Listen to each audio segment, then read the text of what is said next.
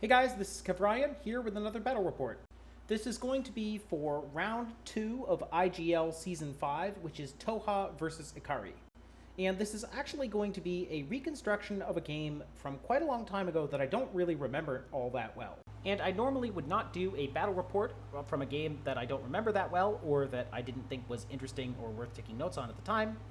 But this game is representative of a lot of the games I've been playing recently, and the experiences that I've had playing those games provides context, both for my journey with Tohaa as a faction and for the battle report that I actually want to do, which is IGL Season 6, the finals, me versus Lobo, Tohaa versus Nomads.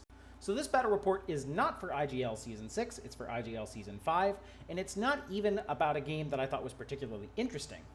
But the underlying factors and underlying experiences that make this particular game not interesting, I think those underlying factors are themselves worthy to talk about.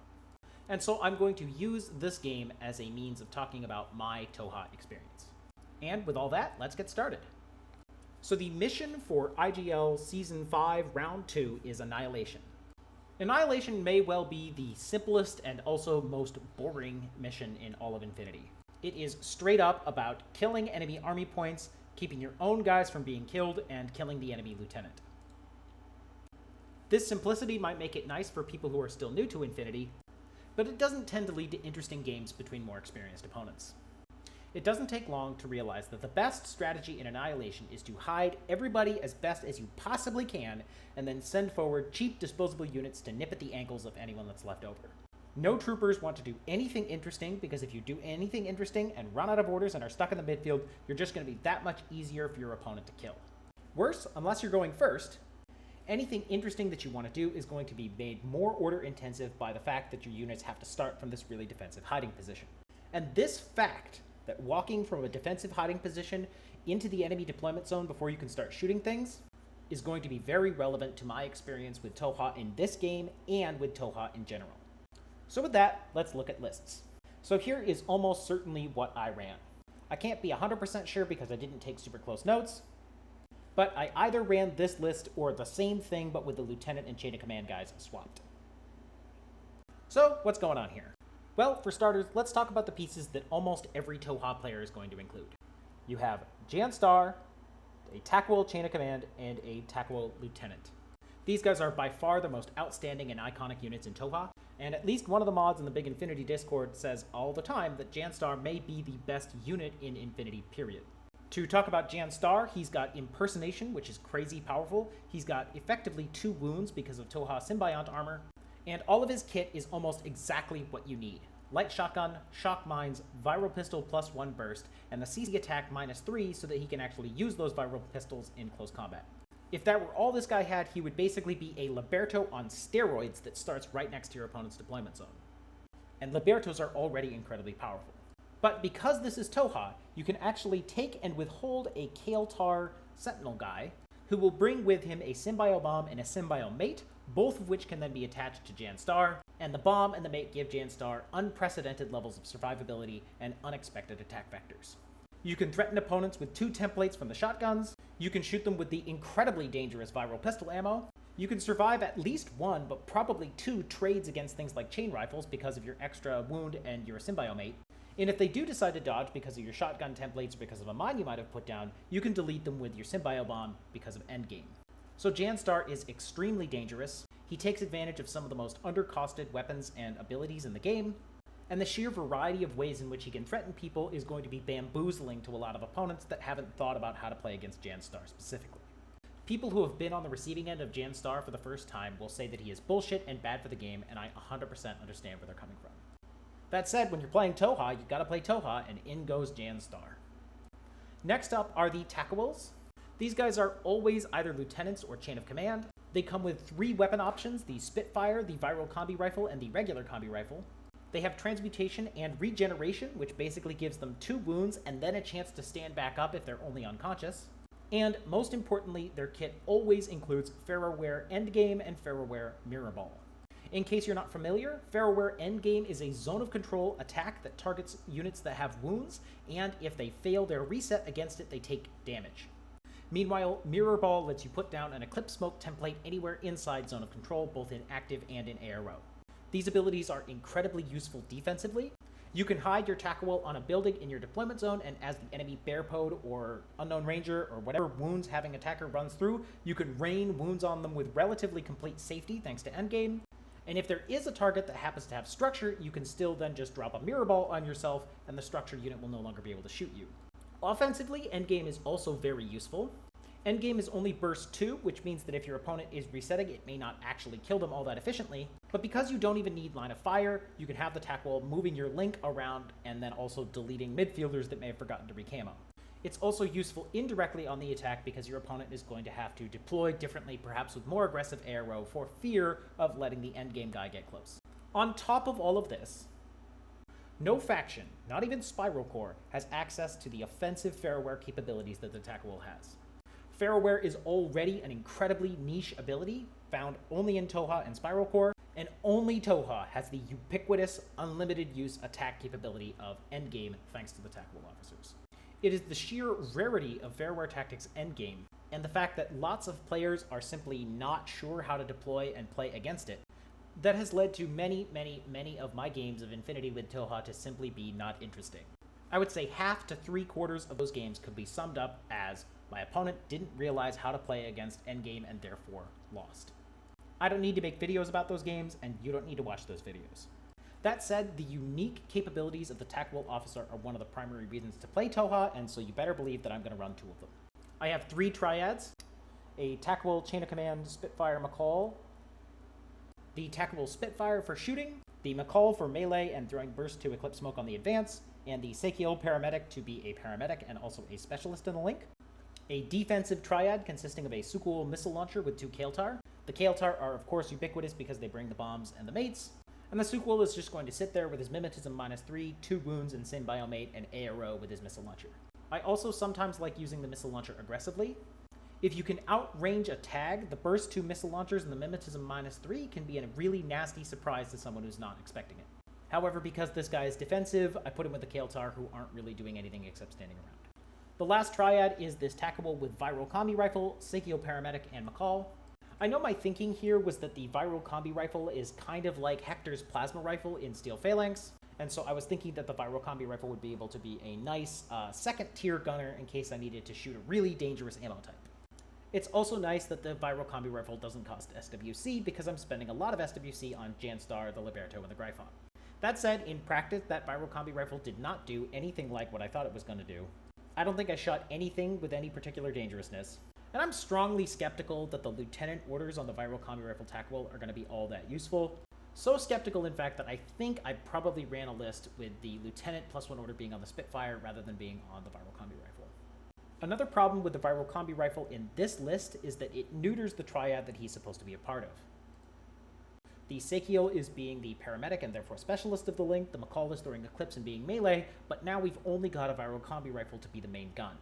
The Viral Combi Rifle is dangerous if it gets hits off, but it's not that dangerous. I was hoping that it would be dangerous in the way that Plasma on Hector is dangerous, and that is just not the case. In the future, if I can't afford the SWC for the Spitfire on the Tackle, I'm just going to save the points and get a Combi Rifle. Group 2, this actually has no triads whatsoever. You have the Liberto, pretty standard, I don't need to sell you on him. The Gryph Operator, this is an impersonating MSV1 Combi Rifle. He is quite good, both as a support to Janstar and also as a camo hunter in his own right. But as with all impersonators level 1, his ability to attack efficiently is way better if you get to go first than if you get to go second. I then took 2 Cavalry Sentinels. This is probably the surest fingerprint that I am new to the faction. In N3, Cavalry Sentinels were really good. They were cheap. You'd take 4 of them, you'd coordinated order them into the midfield, and then you'd put them into suppressive fire where their MSV1, submachine guns, and Sixth Sense made them really, really annoying to dislodge. In N4, with the 15-slot cap in place, you are way less excited to be spending 2 of your slots and 12 of your points on these Cavalry Sentinels. I actually rather liked them in the defense, especially because of their EM mines. But moving forward, I am almost certainly going to be finding the 1 point to turn the Cavalry Sentinels into McCalls because the McCalls can join links, and links are kind of what Tohaa is all about. Last unit is the Diplomatic Delegate. This is Tohaa's version of the War Core. It costs 2 extra points, but for your trouble, you get a Nanopulsar, a real pistol, become a Specialist Operative, and outstandingly, you get Ferroware Tactics Eraser. Eraser can only be used on wounds people because it is Ferroware, but it isolates people. If you thought being stunned was annoying, just you wait until you become isolated and can't spend any orders doing anything else with that unit for the rest of the game. It is mind-numbing how CP allows this guy to be only 5 points, and so of course you're going to be taking him every single time. And that's the list. Before moving on to talk about my opponent's list, I want to give a brief summary on this list overall. In this list, I have spent far too many resources on defensive things, like the Liberto and the Khavrion and the Super Missile Launcher, and I am relying on the Tackable Spitfire as being my basically only midfield gun. And one of the most important lessons that I learned from this game and from games like it is that the Tackable Spitfire is basically just not actually that good of a gun. A BS-13 Burst 5 Spitfire is nothing to sneeze at, but it's also nothing to get particularly excited about, especially when you've got to pay 42 points. If I get to go first, I can rely on Jan Star and the Gryphop and maybe the Liberto, but if I have to go second, I will be wasting a ton of orders throwing Eclipse Smoke because that Spitfire cannot handle enemy aerial pieces. And in fact, the scarcity of long-range guns that you can feel good about is absolutely a major issue that I have found when I'm building lists for Tohaa. It will affect this game, and it will affect games that I play in general, and it will affect how I build lists for Tohaa moving forward. And on that note, let's wrap up talking about my list. Here is an extremely rough outline of my opponent's list. As you can see based on the point count and the incoherent groups, this is only a very, very rough recollection of what my opponent's list was. Even so, I think you have the basic trends here. You have a Harris with the Daiokai NCO and 2 Tenkos. You have a single Tenko with a couple of Keisatsu forming a defensive link. I realize this only has 4 people. It definitely had 5. But the important point is that there is a Tenko missile launcher on defense and that there are 2 Keisatsu lieutenant options, both stuffed into the same link. You then had a Lu Duan. My understanding is that JSA players these days rather like the Lu Duan. It is an MSV1 Mark 12 with Holomask, so it can trip mines and do that sort of thing. My opponent, Radek, also loves taking Armand Lemuet, Mimetism -6, MSV1 multi-sniper guy that sort of has 2 wounds. It's the Tohaa thing. And then, I don't actually know if this was in Group 2, but I think my opponent had a Rushi, a Desperado, and Yojimbo. Pretty standard stuff as far as Ikari goes. At least pretty standard if you want to take a Samurai Harris, a Tenko and Keisatsu Core, and then fit in Armand. Notably, there's no Scarface, there's no Drews with Diggers or anything like that. It's just, I think, a pretty straightforward using Japanese units in the context of Ikari after the fire team changes. So that wraps up our discussion of the lists, and let's get to the game. As I've mentioned already, I don't really remember much of what happened during this game. And a big part of that is that not much happened until about the bottom of turn 2. So let's just blitz our way through the first 1.5 rounds of the game. Here is a picture of the map. It is a very open map. These long streets offer huge fire lanes. There's a long fire lane here. This position sees all the way over there, and also over there, and to some extent over here. I have an arrow piece that I end up putting there that can see down that direction, and of course over that direction, and all the way down there. And because of how open everything is, I find myself really wanting to think about where I can castle and just hide as many of my dudes as possible where they're not going to be able to get shot or anything like that. I lose the die roll and have to go second and choose deployment, so I am thinking about where I can castle. I end up choosing this side largely because I think I can hide a whole lot of my troopers in this little section right here. I haven't actually bothered to put the troopers in their exact spot, but I basically had 1 triad on this position, 1 Sukuo missile launcher here, and then the rest of the triad members for the Sukuo missile launcher are kind of hunkering down in there. I put a Khavrion right here, prone, so I could put an EM mine in case, like, a samurai decides to walk up. The Tackable is right here where he can Ferroware everything, and I put a Diplomatic Delegate on the other side here, again, for arrow Ferroware. On top of all that, I did put another triad over here. I mostly put that over here thinking that I might need to have some sort of alternate attack pattern in case I need to, like, attack up this flank. I also am thinking that having somebody on this position might be nice for ARO purposes. I have a Tackable put right there, I think, but I think during the actual game it might have been a Kael'tar. I don't really remember. Suffice to say, though, that I have crammed like 90% of my units into this one little corner. In addition to all of this, I believe I have Jan Star here in an impersonation state trying to basically be another Liberto. I have the Gryphop over there, also in impersonation state, trying to just be safe, where he will also be able to reach out with his combi rifle, perhaps. And then my withheld piece is the Liberto, and that's the mine. That's Liberto, and I plop them down basically in order to try to protect against a rush up this lane. Here is, again, an extremely low effort attempt at recovering what my opponent had. What I knew he had was a Tanko Keisatsu link that castled up over here, a Dai-Yokai Tanko link that was over here in this position, and I believe they started on this rooftop or in some other fashion, sort of in an awkward position. Yojimbo is over here. The Lu Duan is over here, I think, ready to go that direction, or that might have been the Rushi. And then whichever the other one was, I think was over here or something, again, ready to sort of exploit the same gap. His withheld piece was Armand Lemuet, and Armand was put down behind this bus, and the idea here was that he could then engage the Sukuul missile launcher, who was standing right there. Here's another look. We have, I think, Yojimbo right there, Armand right there, Lu Duan right there, Rushi right there, and then I didn't put it down, but I think there was a Desperado that got put over there somewhere. It didn't do much throughout the game, though. All told, my opponent has adopted an extremely defensive posture, hiding behind all those wounds and armor of the samurai. And then he obviously plans to attack with the cheap disposable bots like the Lu Duan and the Rushi, and of course the cheap, disposable, and excellent Yojimbo. Using this picture, I can talk a little bit about what happened on the first turn. The first thing that happens is that Armand takes on the Sukuul missile launcher. This is a risky proposition. It's burst 2 versus burst 2, so really either player could win. Yes, Armand is favored with BS 13 versus the Sukuul's BS of 7. Even so, if the Sukuul wins the face-to-face, Armand absolutely gets wrecked, whereas if Armand wins the face-to-face, the Sukuul has the Symbio mate and therefore has armor 9, total immunity, and is in cover. As it happens, Armand wins the face-to-face and I believe puts the Sukuul into prone, but doesn't do any wounds. But the game would have been very different had I won that face-to-face and turned Armand into tiny meat chunks. After that, I think the only thing of consequence is that the Lu Duan goes around this way, runs up here, triggers the mine, maybe kills the Liberto, and then ends up knocking out whatever I put there, which again, I think was a Kael'tar, but I'm not really sure. The Lu Duan then falls back a little bit, but not that far. I think maybe to that position, or maybe it ends up stuck over here, out and exposed. Not exactly sure. It's not in a great position. The Samurai then repositioned to around here, and I think that's where we end off. All things considered, this is pretty par for the course in Annihilation, in my opinion.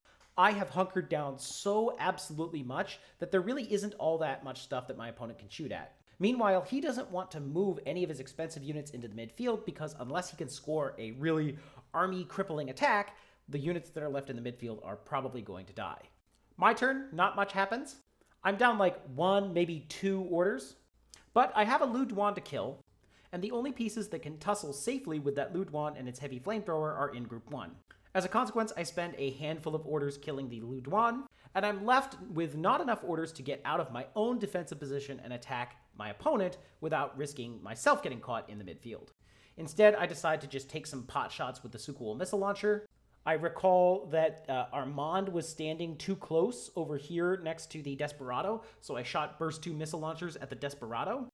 I'm only 2 on 10s because bikes get mimetism, but, you know, it's a missile launcher. Only one of them needs to hit. However, I think both Armand and the Desperado survive, and so nothing then happens there. I then notice that the Dai-Yokai over here is standing too close to a Tanko. I stand up with my Sukuul and shoot at the Dai-Yokai because I think I can clip the Tanko. In the moment, I had forgotten that the Dai-Yokai had the Panzerfaust. I think Radek reminds me, I'm sure he would have let me, take that back. But I'm thinking, I got Mimetism -3, and also, I'm a missile launcher. He's going to have to dodge because otherwise the Tanko's going to die. But nope, the Dai-Yokai does decide to shoot back with his Panzerfausts. He crits with the Panzerfaust, and the Sukuul, who, remember, does not have a mate anymore, goes unconscious. Maybe a little bit of a miscalculation on my part, but there isn't all that much else for me to do with my orders, so maybe it's not so bad. I then take a Burst 2 Medikit, find an angle on the Sukuul, and shoot him twice. And if memory serves, I think either I miss with one of the Medikits, or both end up failing the Fizz roll, and at any rate, the Sukuul dies. So on my turn, I've actually lost my Sukuul and spent a bunch of orders, and now I've only got 3-ish orders, ballpark approximately, of orders in Group 1. That is not enough orders to actually do anything meaningful, so I end up stopping here. My opponent's turn 2 starts looking something like this. Do note that the Lu Duan is down and that the Sukuul is also down. So the best attack piece that my opponent has is this Rushi, And the best target I think that my opponent decides he wants to shoot at is Jan Star right here. I've left Jan Star out of impersonation state in this picture so that you can, I don't know, maybe see his image a little bit better. But suffice to say that the Rushi has to basically run up here, discover Jan Star. He then decides to try to shoot at Jan Star. Jan Star either successfully dodges or tanks a bunch of hits.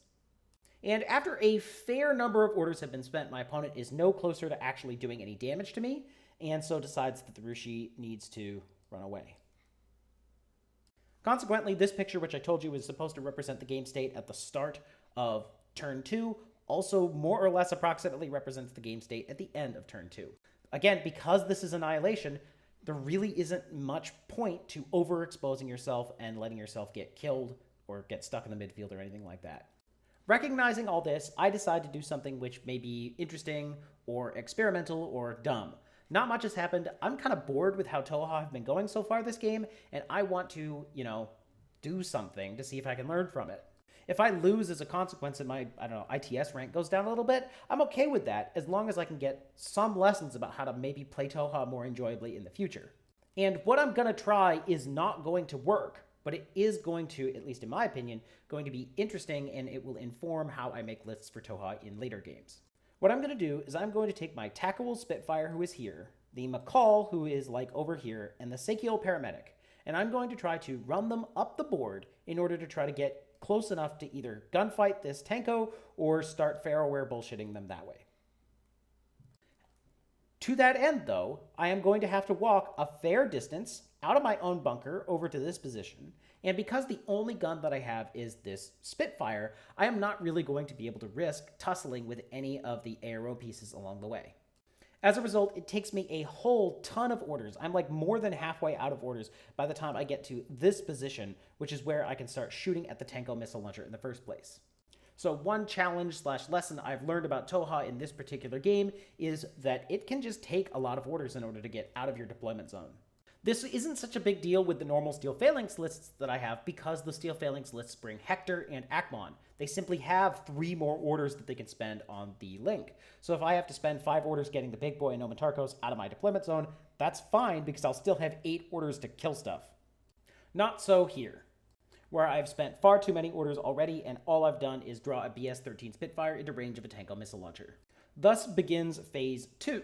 My BS-13 Spitfire is shooting at an Armor 3 core-linked, it's not pure, but it's still core-linked missile launcher. Maybe I'm within 24 inches, so the Tanko is not getting +3 for range. Maybe I remembered to put a mate on my Tackle, so if I lose the face-to-face, it's not immediately devastating. Even so, shooting a Spitfire at a Tanko is not an efficient proposition. I've got Burst 5, but I'm only Damage 14, and I have no mods to speak of. Meanwhile, the Tanko is Armor 3, 2 wounds, and the missile launcher is going to be Burst 2 and very dangerous.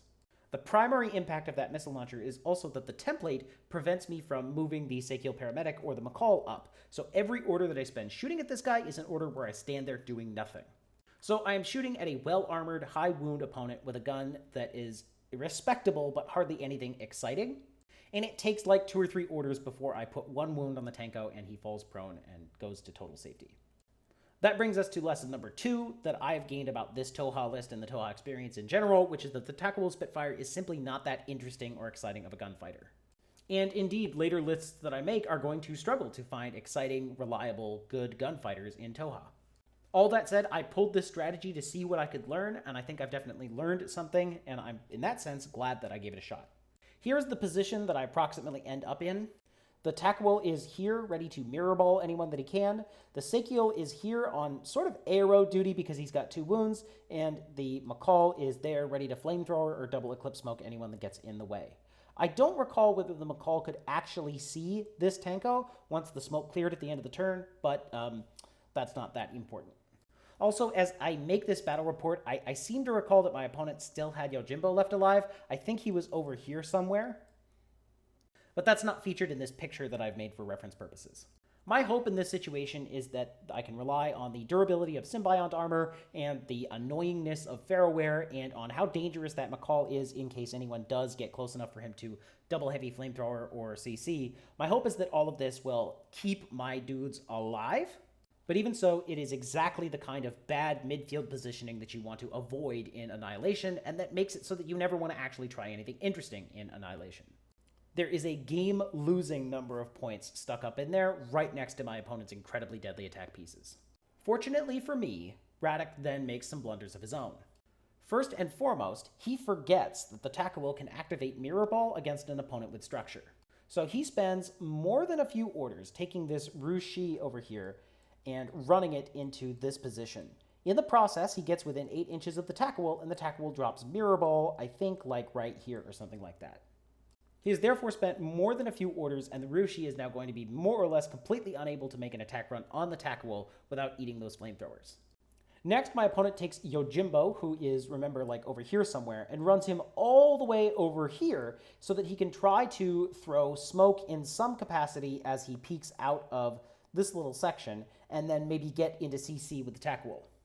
The problem is, he knows that he can't actually get too close to the Tackle, or else the Tackle will hit Yojimbo with endgame. The only times where he actually wants to get close to the Tackle are times when he can either threaten it with a crazy koala that he has put down, or in which he can get into CC, or in which he can threaten to drop a chain rifle across all of them. Unfortunately, due to some fumbling, he puts down his last crazy koala first, then moves into position, ends up within 8 inches of the McCall, who dodges, and the McCall successfully dodges and does not take the wound from the crazy koala. At this point, Yojimbo just does not have the ability to get into base-to-base contact with the Tackle in one order, which means that as he tries to run through this position, maybe he has to get off his bike, he's going to be risking getting shot at by the Tackle and getting shot at by the Sekiel, and even though he has NWI and Mimetism, the odds of him dying are very, very high. That brings us to the last thing my opponent tries to do, which is to take these guys and to run like a Keisatsu up to some position here, perhaps, and shoot at the Sekiel. We're actually at bad range, just over 16 inches between the combi rifle of the Keisatsu and the combi rifle of the Sekiel. Sekiel is armor 2 and 2 wounds and is in cover, so this is very, very easily something that could take 3-4 orders and go nowhere. But my opponent does get a little lucky and puts the Sekiel unconscious in one order. Even so, he is out of orders and he has done very little damage. And hopefully the way that I've described events will support what I'm going to call Lesson 3 from this experience. And that Lesson 3 is that a lot of people don't know how to play against Tohaa. A big part of what has made my Tohaa experience less interesting has been opponents not knowing how to handle Fairware or not realizing that I could arrow a Mirror Ball, and as a consequence they make blunders that they didn't need to make. It is unforced errors like moving the Rushi too close to the Tackle so I can put down Mirror Ball that have led to games that are not very satisfying to play in the moment, and also which I don't think are going to make very satisfying battle reports. And as a consequence of the fact that Fairware makes playing against Tohaa unique and idiosyncratic, we end up in this situation where I did not take hardly any casualties from what otherwise should have been a game-losing mistake. That brings us to my turn 3. At this time, I've got an unconscious Sekiel paramedic right here. I've got, I think, Yojimbo standing right there with chain rifles looking at everybody. And I've got a fair few samurai, and I think the Rushi is like in this position, all kind of going to make my life dangerous if I'm not careful. What I would like to do is take my Tackle, who I believe is my lieutenant, and basically run him up into this position and start using Fairware endgame on these Keisatsu combi rifle guys that they're not standing out there in the open where I put them. They're in cover, but they're still going to be close enough that I can Fairware blast them. If I can kill the lieutenant, that gets me, I think, 2 points in Annihilation, enough to seal me a win for the game. What I want to avoid is taking unnecessary wounds on my Tackle thanks to chain rifles or something like that, or spending a billion orders trying to use Mirror Ball in the active turn and failing because it's just burst 1 on a whip 14. I also haven't compared our surviving army kills, so I want to bring the Sekiel back up and I want to kill the Rushi. I have plenty of orders in order to do this as long as everything goes well, but I don't have enough orders if I start having some failures. So I have to take my paramedic all the way over to here. That seems a little bit far. He probably was in this section. But at any rate, I take him all the way over here and I bring my own Sekiel back up. This also accomplishes getting, I think, the Viral Combi Rifle Tackle over into this position. And Viral Combi Rifle is able to shoot at Yojimbo, and I think it cuts straight through his NWI because he doesn't have shock immunity. So the combi rifle is able to kill Yojimbo, and he's able to do so outside of Yojimbo's template range, which is very safe. That frees up these 3 people in order to do what they want to do. They throw smoke here very close to the Rushi and also blocking off lines of fire. They then move up into close combat with the Rushi, killing it. And with the Rushi dead, I have a precious few orders left with which to use the Tackle to try to delete people with Faraware.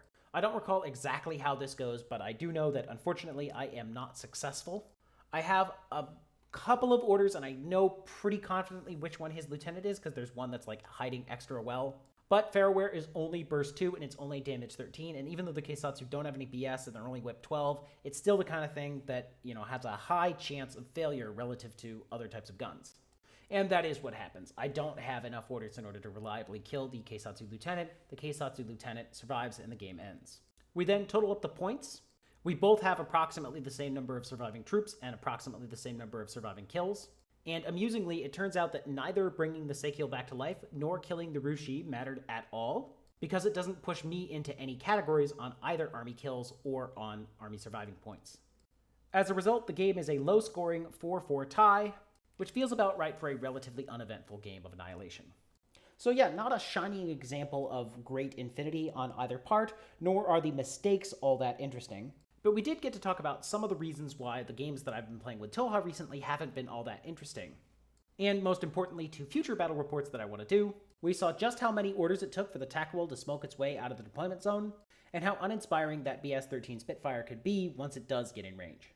Because of this experience and experiences like it, my future lists are going to be spending a lot of energy trying to figure out how to attack effectively with Tohaa from my own deployment zone when you don't have access to Janstar or when you don't go first.